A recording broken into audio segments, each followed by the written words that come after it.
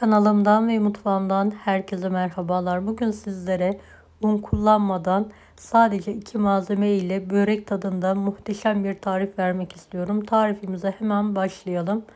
Bir adet yıkanmış büyük kaba kabuklarıyla birlikte rendeleyelim.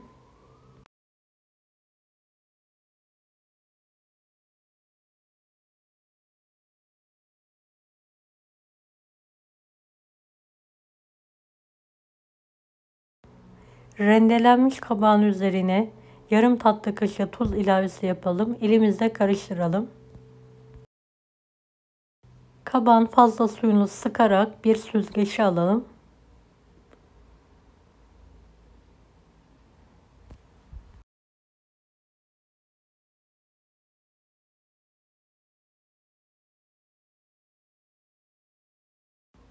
Uygun bir kaba 5 adet yumurta kıralım.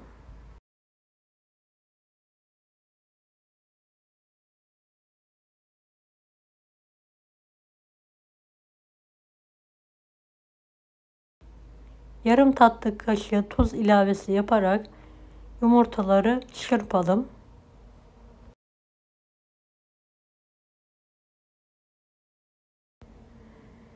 Kabakları yumurtanın içine ekleyelim ve karıştıralım.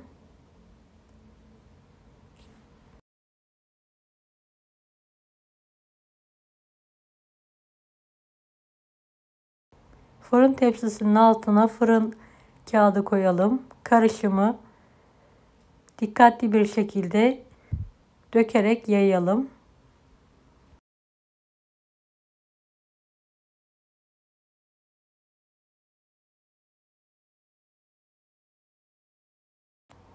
Bir adet kabağı çok ince olacak şekilde dilimleyelim.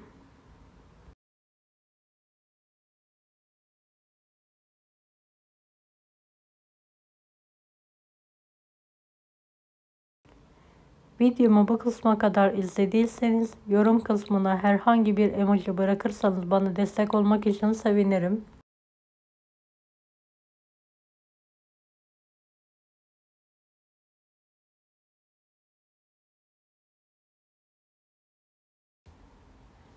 Dilimlediğimiz kabakları ard arda tepsinin üzerine dizelim.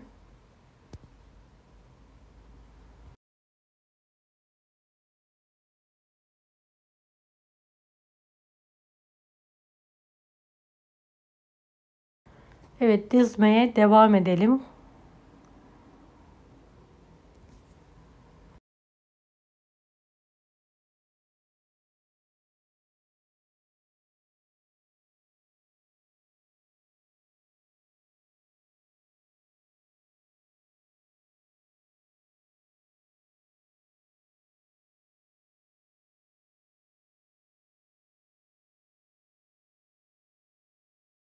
Son kabaklarımı da koyuyorum artık.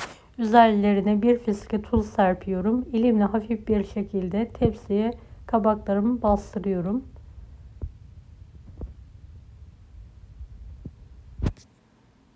Önceden ısıttığım 180 dereceli fanlı fırında 35 dakika pişirmeye bırakıyorum. Arası için 3 yemek kaşığı krem peyniri uygun bir kaba alalım. Üzerine 1 yemek kaşığı kadar doğranmış dereotu ekleyelim. Ve 6-7 tane yeşil zeytin çok küçük olacak şekilde keserek içine ekleyelim.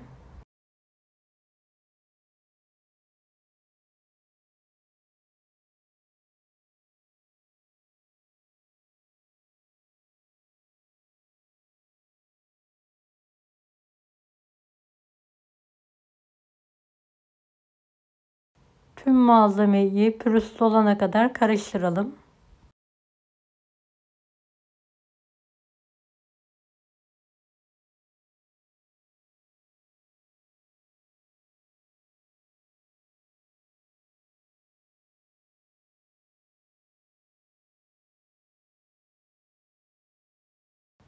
Evet, kabaklarım pişti, fırından çıkardım artık. Bir tane fırın kağıdının üzerine ters çeviriyorum. ve altındaki yağlı kağıdı dikkatli bir şekilde çıkartıyorum. Biraz ılımaya bırakıyorum daha sonra.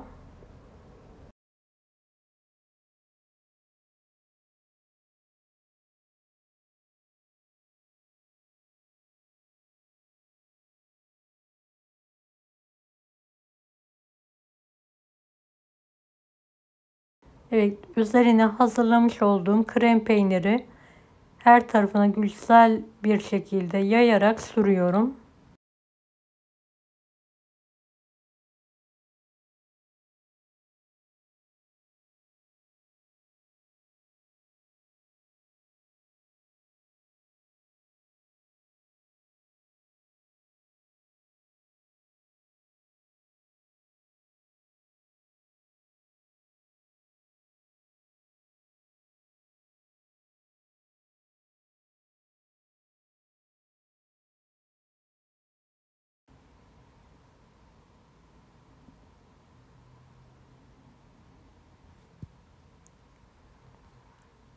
Daha sonra dikkatli bir şekilde rulo yapıyorum yağlı kağıt yardımı ile.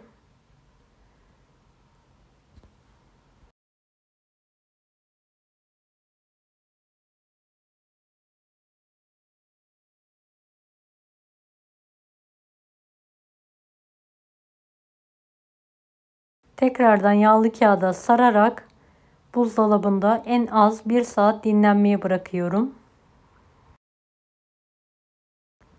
Dinlenen kekimizi yağlı kağıttan çıkartıyorum. Evet, gördüğünüz gibi muhteşem görünüyor. 2 parmak genişliğin olacak şekilde dilimleyerek servise hazırlıyorum. Gerçekten çok hafif, çok lezzetli bir tarif. İsterseniz kahvaltı, isterseniz de çay saatlerinizde yapabilirsiniz. Börek tadında muhteşem bir lezzet. Deneyecek olanlara şimdiden kolaylıklar dilerim. Kanalıma ücretsiz abone olmayı unutmayın. Bir dahaki videolarda görüşmek üzere. Allah'a emanet olun. Hoşça kalın.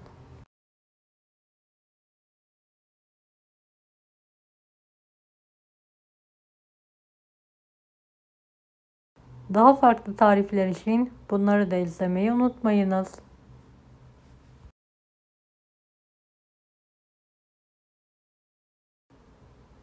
Afiyet şifa olsun herkese.